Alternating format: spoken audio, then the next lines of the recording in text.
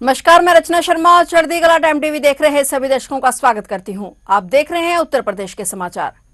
उत्तर प्रदेश के मुख्यमंत्री योगी आदित्यनाथ ने शहीद दिवस के अवसर पर शहीद भगत सिंह, सुखदेव और राजगुरु को श्रद्धांजलि अर्पित करते हुए कहा कि उनका त्याग भारत के इतिहास का स्वर्णिम अध्याय है। सीएम योगी आदित्यनाथ ने कहा कि इंकलाब की ज्योति प्रज्वलित करने वाले अमर बलिदानी भगत सिंह, सुखदेव और राजगुरु का त्याग भारत के इतिहास का स्वर्णिम अध्याय है। उन्होंने कहा कि उनका साहस, समर्पण और राष्ट्र प्रेम की भावना सदियों तक हमें राष्ट्र सर्वोपरि की प्रेरणा देती रहेगी। मुख्यमंत्री योगी आदित्यनाथ ने कहा कि आज बलिदान दिवस पर वीर हुतात्माओं को विनम्र श्रद्धांजलि। भगत सिंह, सुखदेव और राजगुरु को लाहौर षड्यंत्र मामले में मौत की सजा सुनाए जाने के बाद आज के दिन अंग्रेजी हुकूमत द्वारा फांसी दी गई थी, इसलिए उनकी शहादत को नमन करने के लिए 23 मार्च को शहीद दिवस के रूप में मनाया जाता है। इस समय तीनों स्वतंत्रता सेनानियों को फांसी दी गई, तब उनकी उम्र महज 25 वर्ष से कम थी।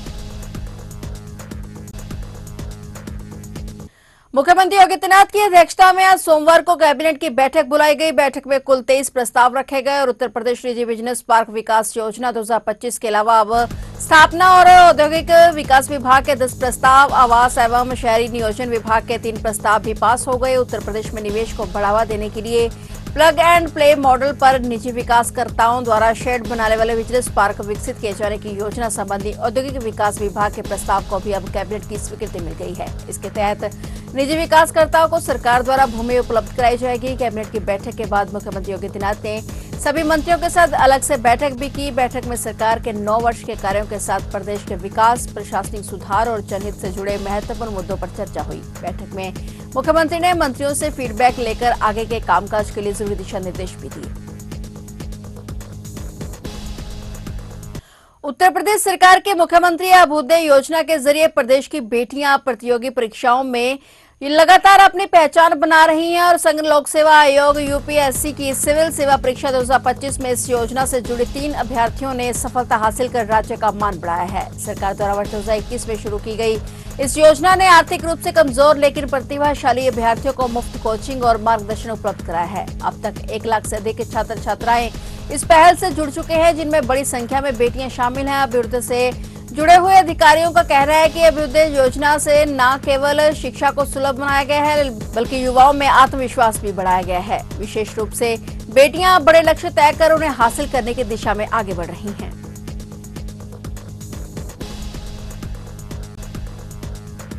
दिल्ली से सटे गाजियाबाद में सुरक्षा एजेंसियों और पुलिस की स्पेशल इन्वेस्टिगेशन टीम ने एक बेहद खतरनाक जासूसी नेटवर्क का भंडाफोड़ किया है। पुलिस ने एक महिला और एक नाबालिग समेत 3 लोगों को गिरफ्तार किया है, जो सोशल मीडिया और रील बनाने के बहाने देश के संवेदनशील ठिकानों की जानकारी दुश्मन देश को भेज रहे थे। पकड़े गए आरोपियों का काम करने का तरीका किसी फिल्मी स्क्रिप्ट जैसा था। ये लोग महत्वपूर्ण जगहों जैसे रेलवे स्टेशन, सुरक्षा ठिकानों और भीड़भाड़ वाले इलाकों में जाकर रील बनाने का नाटक करते थे और इसी आड़ में वे वहां की फोटो और वीडियो स्टिक लोकेशन ले लेते थे। और पूछताछ में खुलासा हुआ कि इस गिरोह ने दिल्ली के नॉर्थ प्लेस, पहाड़गंज और खासतौर पर इजरायली पर्यटकों के होटलों की रेकी करके जानकारी विदेश भेजी थी। गिरफ्तार किए गए आरोपियों की प्रोफाइल चौंकाने वाली है। फरीदाबाद के रहने वाला नौशाद केवल 8वीं पास है और वह युवाओं को पैसे का लालच देकर गिरोह में शामिल करता था। उन्हें लोकेशन भेजने की ट्रेनिंग देता था। मथुरा की रहने वाली 28 वर्षीय मीरा हथियारों की तस्करी में माहिर है और पहले भी दिल्ली पुलिस के हाथे चढ़ चुकी है। गिरोह में एक नाबालिग को भी शामिल किया गया था ताकि पुलिस और सुरक्षा एजेंसियों को उन पर शक न हो। पुलिस ने उनके पास से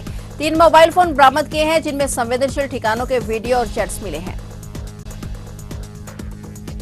आगरा में सराफा से लूट करने वाले बदमाशों को पुलिस ने मुठभेड़ में गिरफ्तार कर लिया है। एक आरोपी के पैर में गोली लगी है और घायल हालत में उसे अस्पताल में भर्ती कराया गया है। आगरा के बिजपुरी में सराफ से 8 लाख रुपए के जेवरात की लूट में पुलिस ने 3 आरोपियों को मुठभेड़ में दबोचा है। बिजपुरी से रुनकता वाले मार्ग पर गांव सदरवन के पास 17 मार्च को लूट हुई थी और गांव अटूस निवासी नीरेश बिजपुरी में अपनी दुकान बंद कर रिश्तेदार युवक के साथ बाइक से घर जा रहा था और रास्ते में पीछा करते हुए आए 3 बदमाशों ने जेवरात से भरा बैग लूट लिया था। और पुलिस ने बदमाशों की पहचान के लिए रास्ते में लगे सीसीटीवी कैमरों के फुटेज खंगाले और इसमें एक बाइक पर 3 बदमाश आते नजर आए। मामले में पुलिस ने 3 आरोपी रोहित गोस्वामी, अंकित भगोर, प्रिंस को पथौली रहर के पास से पुलिस मुठभेड़ में गिरफ्तार कर लिया। मुठभेड़ के दौरान एक आरोपी रोहित गोस्वामी के पैर में गोली लगने से वह घायल हो गया।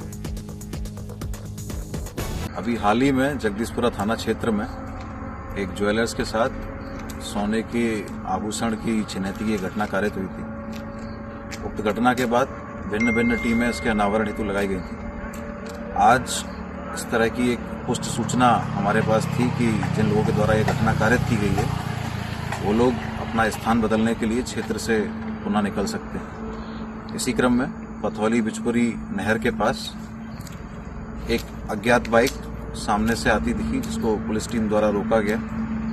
पुलिस टीम द्वारा रोकने के बाद बाइक सवार 3 व्यक्ति बाइक को और तेजी से बिचपुरी की तरफ बढ़ाए और पास ही में एक कट से उसको वो दूसरे रास्ते पर ले गए। पुलिस टीम द्वारा पीछा किया गया, जिनने पुलिस टीम के पीछे के दौरान पुलिस पार्टी पर फायर किया। आत्मरक्षा पुलिस पार्टी के द्वारा भी फायर किया गया। एक व्यक्ति के पैर में गोली लगी। इनसे जब कड़ाई से पूछताछ की गई तो ज्ञात हुआ कि 17 मार्च 2026 को जो घटना कारित हुई थी वो इन्हीं व्यक्तियों के द्वारा कारित की गई तथा ये तीनों व्यक्ति रोहित, अंकित व प्रिंस हैं। रोहित के पास एक अवैध तमंचा बरामद हुआ है तथा घटना में जो इनने अपाचे बाइक प्रयुक्त की थी उसी बाइक से ये लोग थे और घटना में जो आभूषण इनके द्वारा छीना गया था वो आभूषण इनके पास से बरामद हुआ है। प्रकरण में अग्रिम विधिक कार्यवाही की जा रही है। राजधानी लखनऊ में प्रतिबंधित चाइनीज मांझे ने एक बार फिर से एक मासूम की जिंदगी को खतरे में डाल दिया। केसरबाग इलाके में पिता के साथ बाइक पर जा रही 6 साल की बच्ची अबिहा फातिया इस जानलेवा धागे का शिकार हो गई। बच्ची की गर्दन और हाथ पर गहरे जख्म आए हैं, जिसके बाद उसे आनन फानन में अस्पताल में भर्ती कराया गया। घटना लखनऊ के वेस्ट 4 बत्ती चौराहे के पास की है। अबिहा के पिता खलील अहमद उसे अपनी बाइक पर आगे बैठाकर ले जा रहे थे और तभी अचानक आसमान से लटकता हुआ चाइनीज मांझा अबिहा की गर्दन और हाथों में बुरी तरह उलझ गया और जब तक खलील कुछ समझ पाते बाइक रोकते मांझे की धार ने मासूम की कोमल खाल को गहरा काट दे दिया और सड़क पर खून बहने लगा। बच्ची दर्द से चीख उठी। परिजनों ने तुरंत लहूलुहान अबिहा को बलरामपुर अस्पताल पहुंचाया। डॉक्टरों ने स्थिति की गंभीरता को देखते हुए बच्ची की गर्दन पर 10 टांके लगाए हैं। हालांकि अब अबिहा की हालत स्थिर बताई जा रही है, लेकिन इस घटना ने पूरे परिवार को सदमे में डाल दिया है। पिता खलील अहमद ने भारी मन से कहा कि प्रशासन को इस जानलेवा मांझे पर सख्त कार्रवाई करनी चाहिए। आज मेरी बेटी के साथ जो हुआ वो कल किसी और के साथ भी हो सकता है। हैरानी की बात यह है कि उत्तर प्रदेश के मुख्यमंत्री योगी आदित्यनाथ ने पहले ही स्पष्ट निर्देश दिए थे कि चाइनीज मांझे की बिक्री और इस्तेमाल को हत्या के समान माना जाएगा। सीएम के सख्त प्रतिबंध के बावजूद कुछ लालची दुकानदार इसे गुपचुप तरीके से बेच रहे हैं। कातिल मांझे के सौदागरों पर अब तक कोई ठोस लगाम नहीं लग सकी है। उन्नाव में आगरा लखनऊ एक्सप्रेसवे पर भीषण हादसा हो गया। इस दर्दनाक हादसे में तेज रफ्तार प्राइवेट बस डिवाइडर से टकराकर पलट गई, जिससे बस में सवार करीब 40 यात्री घायल हो गए। वहीं इस हादसे में एक महिला की दर्दनाक मौत हो गई। बस नेहरू स्टेडियम दिल्ली से मीटिंग करके वापस लखनऊ जा रही थे और मार्केटिंग कंपनी से लगभग 52 लोग बस में सवार होकर इवेंट में दिल्ली गए थे, लेकिन लखनऊ वापस आते समय एक्सप्रेसवे पर हादसा हो गया। सूचना पर पहुंची पुलिस और यूपीडा की टीम ने रेस्क्यू ऑपरेशन किया और सभी घायलों को बांगरमऊ सीएससी से जिला अस्पताल भेजा गया। बांगरमऊ कोतवाली क्षेत्र के नसीरापुर अंडरपास के पास की घटना से पुलिस जांच में जुटी हुई है।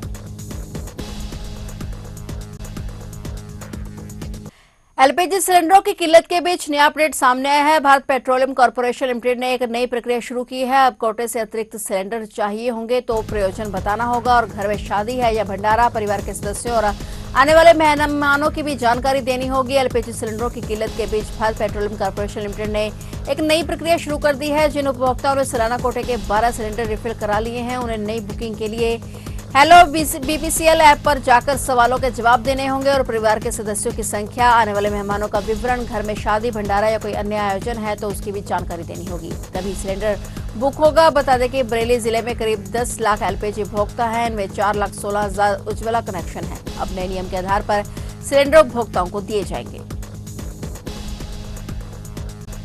तो आप देख रहे थे उत्तर प्रदेश के समाचार और नए समाचारों के साथ फिर से हाजिर होंगे। तब तक के लिए देखते रहिए चढ़ती कला टाइम टीवी।